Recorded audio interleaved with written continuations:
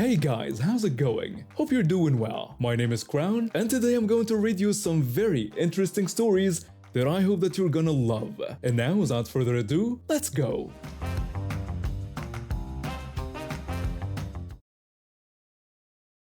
I'm a mom of 3 kids, and over the years I've learned to handle most situations without letting them get to me. My oldest just turned 6, my middle child is 4, and my youngest was about 7 months old when this happened. I've always believed in being honest with my kids about how the world works. No made-up stories or pretending that basic biology doesn't exist. When they ask questions, I give them real answers that make sense for their age. So when my oldest asked why her baby sister was always at my chest, I explained that all mammals make milk to feed their babies. I told her that she used to drink milk the same way when she was tiny. She thought that was really cool, and even told her friends at school about it. This whole thing happened on what should have been a normal family outing to the zoo.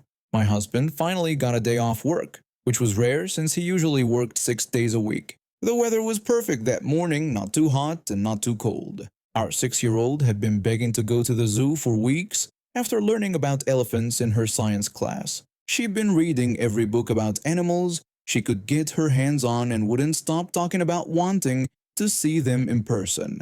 We decided to make a day of it. I packed the diaper bag the night before with everything we might need.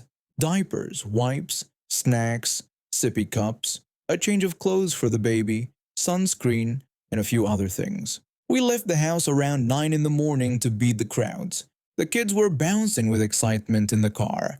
My oldest had the zoo map pulled up on my phone and was planning out which animals we should see first. My middle child kept making animal sounds and asking if we'd see lions and tigers. The baby was content in her car seat, just looking around at everything. We got to the zoo around 9:30 and the parking lot was already starting to fill up. My husband grabbed the stroller while I got the baby out of the car. The older two were already running ahead toward the entrance, and I had to call them back so we could all walk in together. Once we got inside, my oldest took charge with her map. She wanted to see the giraffes first, then the monkeys, then work our way around to the elephants. My middle child didn't care about the plan and just wanted to see everything right now. We started with the giraffes like my oldest wanted. She stood there reading every single word on the information signs while my middle child pressed her face against the viewing glass. The baby was still happy in the stroller, just taking in all the new sights and sounds. Next we went to the monkey exhibit. My middle child went wild trying to copy everything the monkeys were doing. Jumping, scratching, making faces. My husband and I were laughing at her while my oldest tried to explain the difference between gorillas and chimpanzees to her sister who wasn't listening. We saw the big cats after that. The lions were sleeping in the shade, which disappointed the kids a bit, but the tigers were pacing around, and that made up for it. My oldest compared what she'd learned in school to what the sign said, pointing out facts to us. By the time we finished the big cat area, it was almost 11:30. The baby was starting to get fussy. I knew that sound. She was hungry. After nursing 3 kids over the years, I can tell exactly what each cry means. This was definitely her hungry cry. She started making those little grunting sounds and turning her head back and forth looking for milk. I told my husband I needed to feed her and started looking for a good spot to sit down. We were near the penguin exhibit, and I spotted a bench in a shaded area just off to the side of the main path. It was perfect. Not right in the middle of everything, but not hidden away either. Just a normal bench where someone might sit to rest their feet. I sat down and got the baby out of the stroller. She was really fussy now, making it clear she wanted to eat immediately. I got her situated and she latched on right away. The crying stopped instantly. My husband took the older two to watch the penguin swim while I fed the baby. They were only about 20 feet away, close enough that I could see them, but far enough to give me a little space. I wasn't trying to hide what I was doing, but I wasn't making a show of it either. I had on a loose nursing shirt that made everything easy. The baby's head covered most of everything anyway. I was just sitting there like any other mom, feeding her kid, watching people walk by and enjoying the nice weather. The baby was nursing peacefully, making those little satisfied sounds she always makes when she's eating. I was checking my phone with my free hand. looking at the photos my husband had been taking throughout the morning. That's when I noticed this older woman walking toward me on the path. She had short gray hair, sunglasses pushed up on top of her head, and was wearing one of those visors and a fanny pack. She looked like she was part of a senior tour group or something. At first she just walked past, but then she stopped and looked back at me. I could see her staring. Then she turned around and walked right up to me. I looked up from my phone and gave her a polite smile, thinking maybe she wanted to ask directions or something. Maybe she thought my baby was cute. People stopped to comment on babies all the time, but the look on her face wasn't friendly. She told me that there were children here at the zoo. I said I knew that since I had 3 children with me. Her face got tighter and she said I needed to cover myself up because this was a family establishment. I looked down at my baby, who was perfectly happy and not bothering a single person. Then I looked back up at this woman who had gone out of her way to stop and tell me how to feed my own child. I told her my baby was just eating and I wasn't doing anything wrong. She said what I was doing was indecent. She said I should be using a blanket to cover up or I should take my baby to the bathroom if I needed to do that. I'd heard comments like this before over the years, usually from older women, sometimes from men who seemed uncomfortable. Most of the time I just ignored them or gave a short response and went back to what I was doing. But something about this woman really got under my skin. Maybe it was the way she said it, like I was doing something dirty. Maybe it was because I was tired from chasing 3 kids around the zoo all morning. Or maybe it was the bathroom comment that really set me off. Would she eat her lunch in a public bathroom? Would she want to sit on a toilet while having her meal? And it was warm outside, probably around 75 degrees. Putting a heavy blanket over my baby's head while she ate seemed more like torture than courtesy. The baby would have been sweating and miserable under there. Then I remembered something. My sister had given me a gag gift when the baby was born about 7 months ago. It was supposed to be funny, and I'd laughed when I opened it at my baby shower. Then I'd tossed it in the diaper bag and completely forgotten about it. Until right now, I reached down into the diaper bag with my free hand. I dug past the diapers and the package of wipes and the sippy cups and the snack containers. My hand found it at the very bottom of the bag. I pulled it out. It was a knitted hat. But not just any regular hat.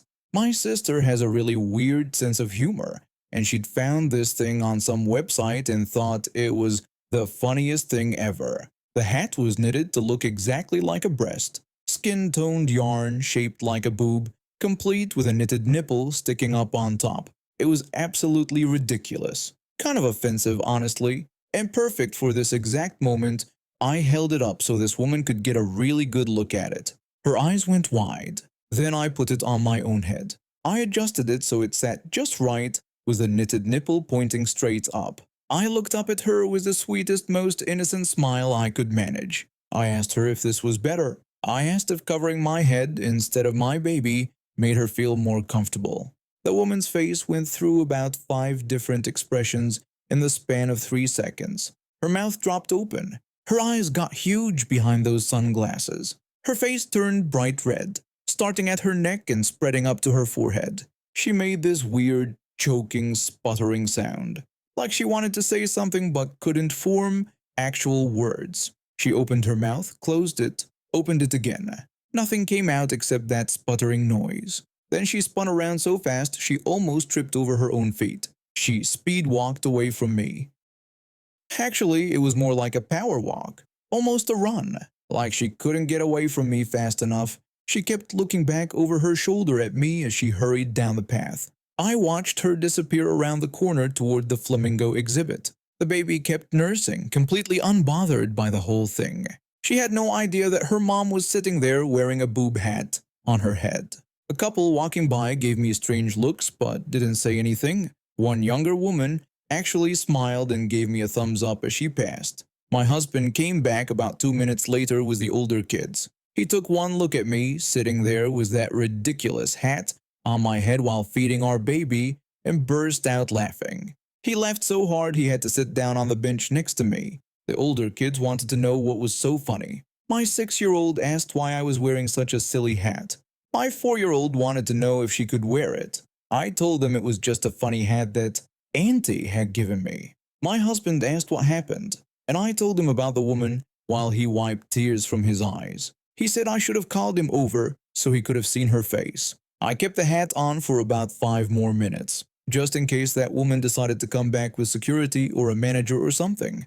I was ready. If she came back, I had my response all planned out in my head, but she never came back. The baby finished nursing and I burped her. She let out a huge burp and then gave me a big smile. I took the hat off and stuffed it back in the diaper bag. My husband was still chuckling about the whole thing. He kept saying he wished he'd gotten a picture. We got the baby back in the stroller and headed toward the elephant exhibit. My oldest was still excited to see them, and my middle child wanted to know if elephants could roar. The rest of the day went smoothly. No more judgmental strangers. Just a family enjoying the zoo. We saw the elephants, which my oldest loved. She stood there for almost 20 minutes watching them and reading all the information signs. We got ice cream before we left. The baby had been nursing for 7 months at that point, so she didn't get any, but my older two got chocolate cones and made a complete mess. I'm 20 years old and moved into my first apartment about 8 months ago. I worked 2 jobs all through my last year of high school and into college to save up enough for the deposit and furniture. My parents helped where they could, but money's always been tight in our family, especially since my younger brother was diagnosed. My brother is 7 now. He's autistic, the kind where he needs constant supervision and help with basically everything. He doesn't talk, can't really communicate what he wants except through gestures and sounds. I love him more than anything. When I was a kid, I was always the one helping mom and dad with him. I'd play with him for hours, learned all his little quirks and what made him happy. When I moved out, I made sure to visit at least twice a week, and my parents would sometimes drop him off at my place so I could watch him while they ran errands or just got a break. The toilet thing started about 6 months ago. I don't know why, and neither do my parents or his doctors. He just decided one day that toilets weren't for him anymore. Instead, he'd try to go on furniture, chairs, couches, whatever. At my parents' house, they'd caught it early enough that he mostly just tried but didn't succeed. They got better at watching him, redirecting him to the bathroom before anything happened. But he still came to my apartment every couple of weeks, and I dealt with a few close calls. I'd see him pulling at his pants near my couch and immediately scoop him up, rush him to the bathroom, sit him on the toilet. Sometimes he'd go, sometimes he wouldn't, but at least he wasn't destroying my stuff. Then 3 weeks ago, my parents called on a Saturday morning. My mom asked if I could watch my brother for a few hours, because they had a dentist appointment that afternoon. I told her that was fine and asked what time they needed to drop him off. She said they'd bring him by around 1, and I agreed. I just bought a new couch the week before. My old one was a hand-me-down from college, literally held together with duct tape in some spots. I'd saved for months to afford something decent. It wasn't fancy or anything, just a nice blue sectional from one of those furniture stores. But I was so proud of it. I'd spent the whole previous weekend rearranging my living room to make it fit perfectly. My parents showed up right on time. My brother ran in and immediately went to the TV, stimming and flapping his hands. He loved cartoons, and I already had his favorite show queued up. My dad thanked me for watching him and said they should be back by 4 at the latest. I told them it was no problem and wished them luck at the dentist. My mom laughed, and they left. Everything was fine for the first 2 hours. My brother watched TV, I made him a snack, we played with his favorite sensory toys.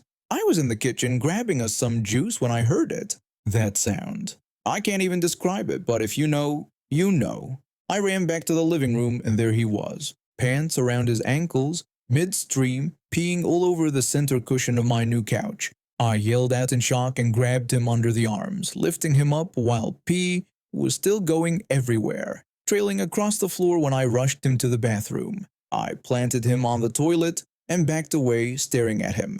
I told him to sit there and stay right there. He immediately started crying. Not just regular crying, but full meltdown mode. Screaming, trying to get off the toilet, hitting himself in the head. I'd seen him have meltdowns before, but this was bad. Really bad. I pulled out my phone and called my mom, hands shaking. I told her she needed to come back right now. She asked what was going on, saying they were still at the dentist. I explained that my brother had peed all over my new couch and was now having a complete meltdown that I couldn't calm down. She told me to just let him off the toilet because he doesn't like being forced to sit there. I said he'd just ruined my brand new couch. She said we'd talk about it when they got there and to just keep him safe.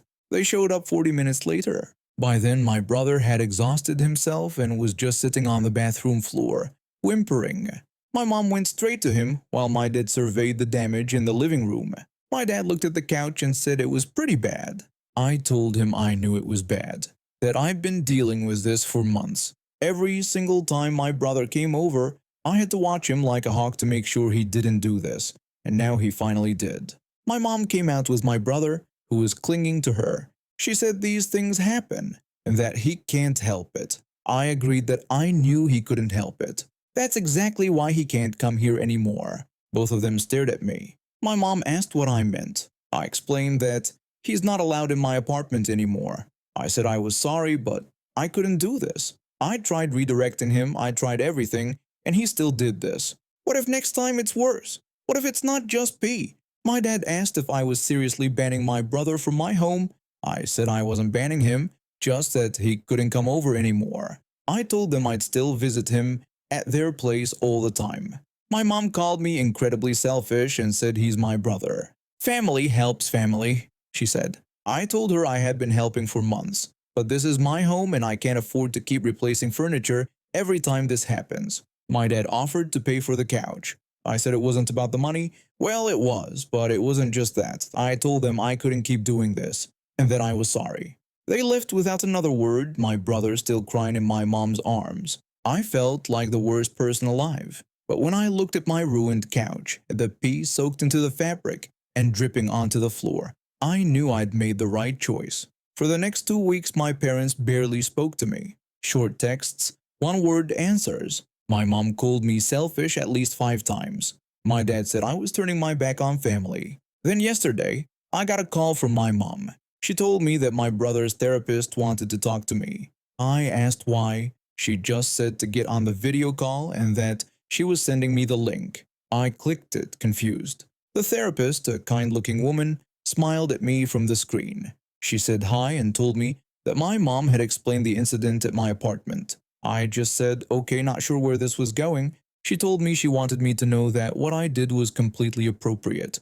Setting boundaries is healthy, especially in situations like this, she explained. I just stared at her, shocked.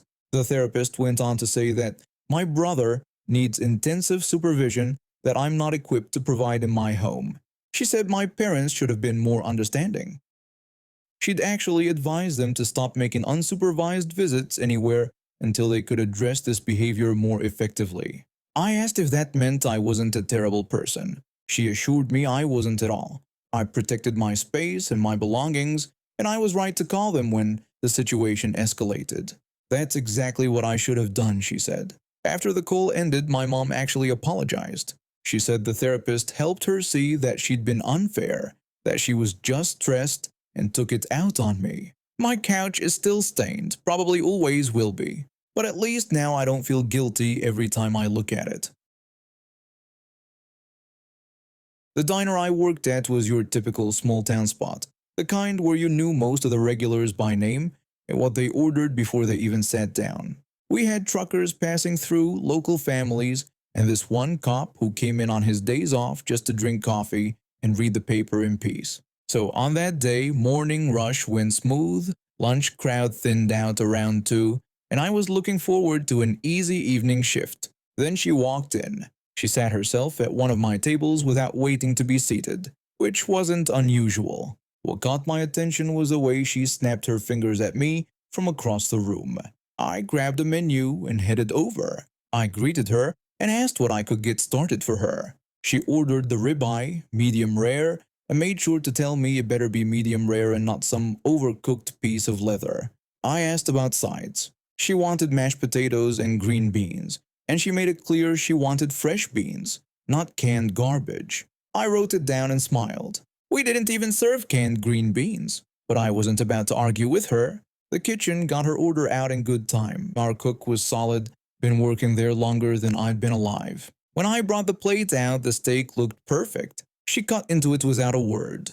About halfway through her meal, she started picking at everything. The potatoes were too lumpy, the beans were too soft, the steak was too something, though she'd already eaten most of it. I did my usual routine, apologized, asked if there was anything I could do to make it better. She just waved me off and kept eating. When she finished, I brought the check. That's when things went sideways. She looked at it and complained that $28 was ridiculous for that meal. I confirmed the price for the ribeye dinner. She demanded a discount, saying the steak wasn't worth half that price. I apologized that she wasn't satisfied and told her I'd talk to my manager to see what we could do. I walked back to the kitchen where my actual manager was dealing with a vendor delivery. I explained the situation, and he barely looked up from his clipboard. He told me to give her 10% off if it would make her leave quietly. I went back out with the adjusted check, knocked off $2.80, brought it to her table with my best customer service smile. I told her I'd spoken with my manager and we could take 10% off for her. She looked at the new total and went red in the face. She asked if I was joking and said she wanted at least 50% off. I apologized but explained that was what my manager had approved. That's when she reached into her purse. At first, I thought she was getting her wallet. Instead, she pulled out a pocket knife and flipped it open right there on the table.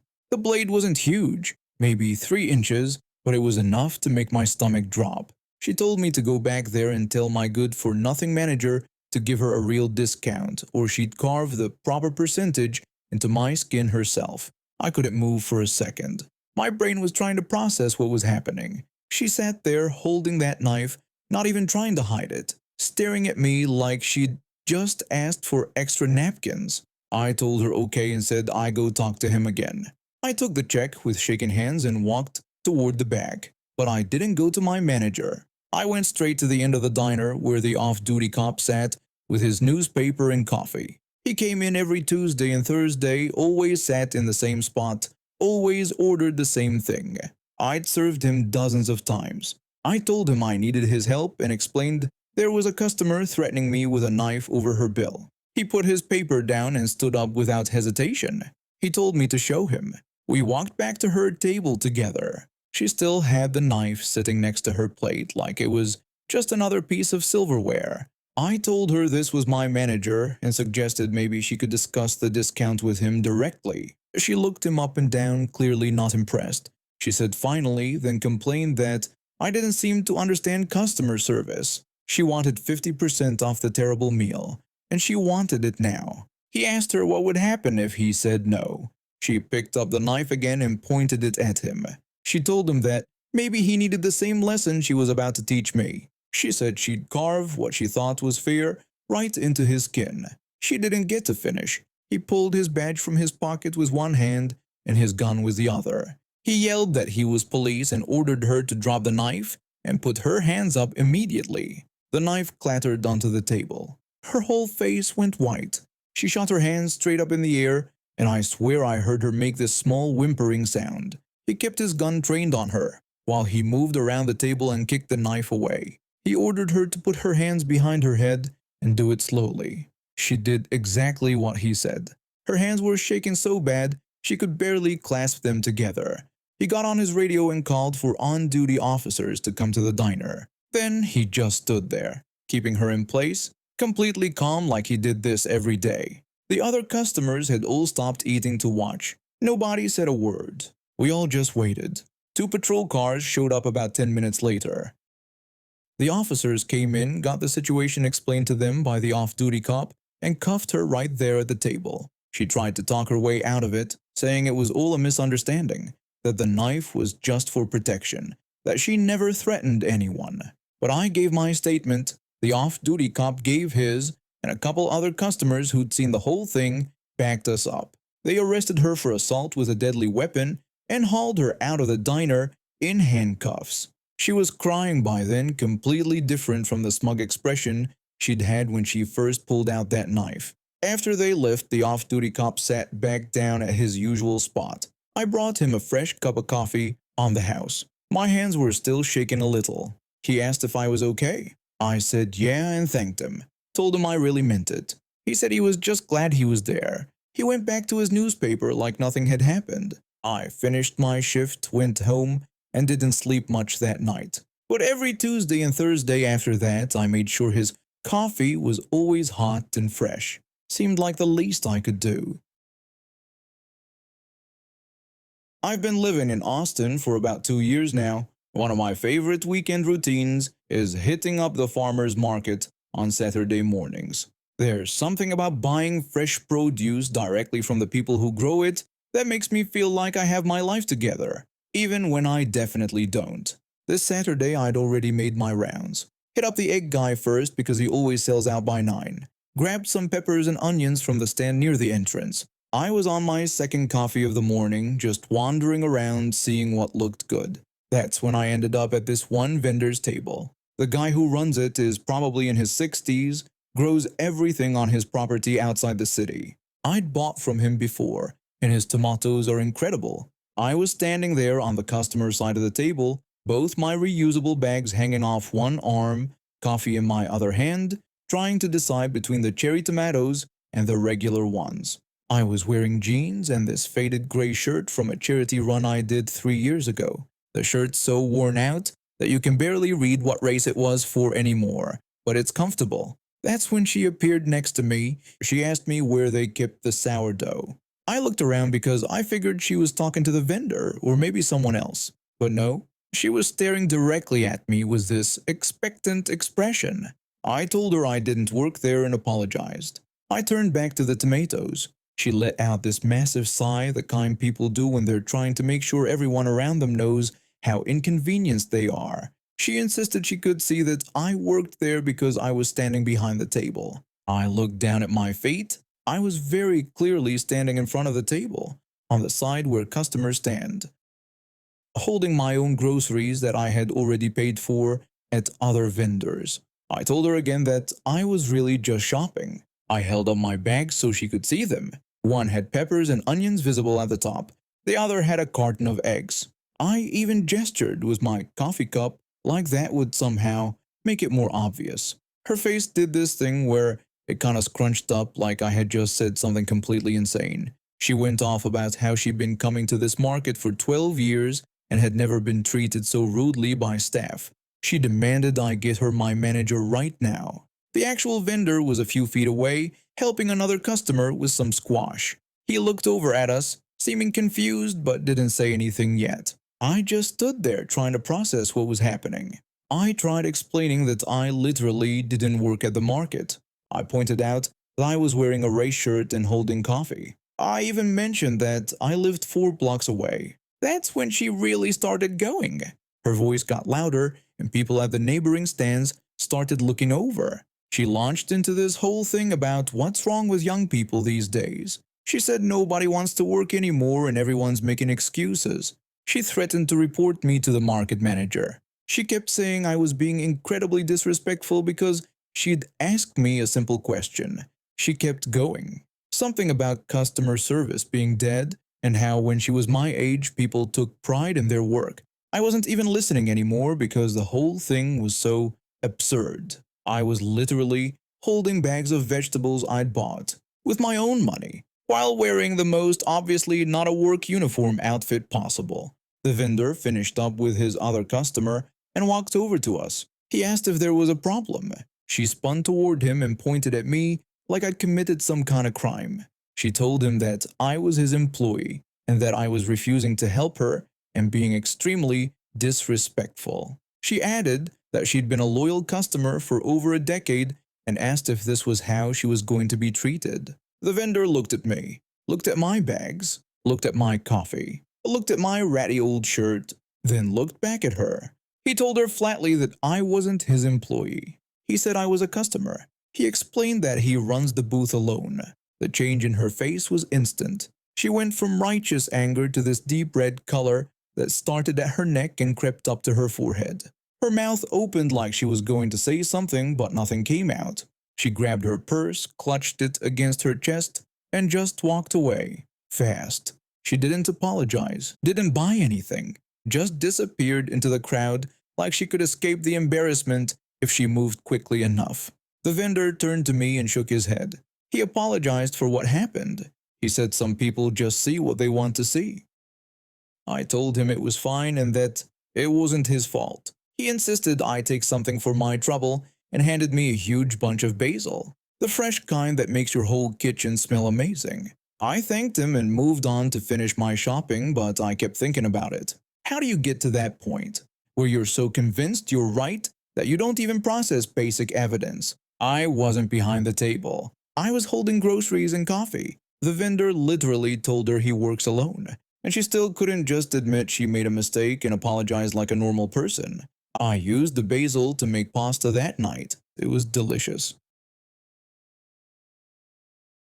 I was 26 when everything fell apart. My boyfriend and I had been living in the house he owned on the edge of town. Things had been rocky for a while, but I kept hoping we could fix it. The fights got worse, and then one night he shoved me into a wall during an argument. That was it for me. I told him I was leaving the next day. The breakup was messy. He wanted me out as fast as possible, which I understood since it was his house. But there was one thing I wasn't willing to leave behind without a fight. About 6 months before everything went south, I'd spent nearly $2,000 and 3 solid weekends putting in flower beds all around the house. I planted expensive perennials, rare tulip bulbs I'd ordered from overseas, and these gorgeous climbing roses that had cost me $100 each. I'd done all the work myself, digging, hauling soil, everything. When I told him I was taking my plants with me, I expected pushback, but he just shrugged and said I could take whatever I wanted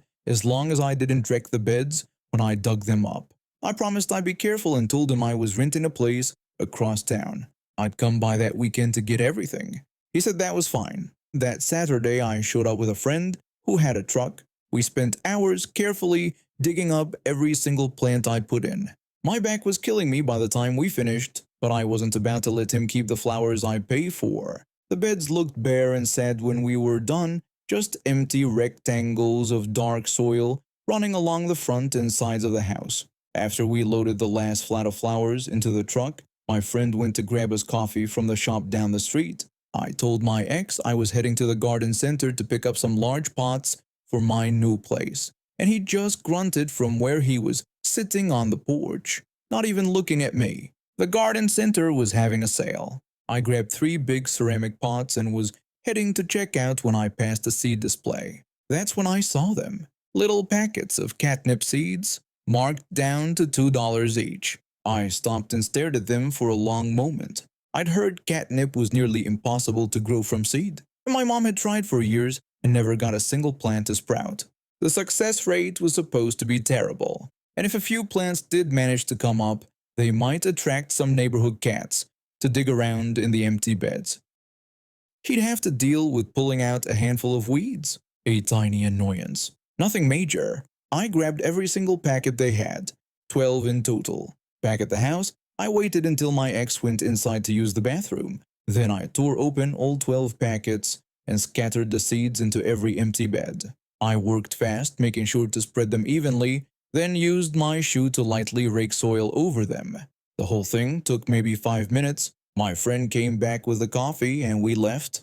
I didn't think about the catnip again after that day. I moved into my new apartment, planted my flowers in containers on the balcony, and got on with rebuilding my life. That was 8 years ago. Last week I picked up a new client for my consulting business. She lived in the same neighborhood as my ex, just 2 streets over. We scheduled our first meeting at her house, and I figured I'd drive past the old place on my way there, just out of curiosity. The house looked different, older, more run down, and there was a for sale sign planted in the front yard. But the weirdest thing was the cats. I counted 6 of them lounging in the yard, rolling around on the ground, rubbing against the porch railings. The flower beds I'd installed were completely overgrown with some kind of bushy green plant. When I got to my client's house, I mentioned that I used to know someone who lived on that street, pointing out the house with all the cats outside and the for sale sign. I asked what the deal was with that place.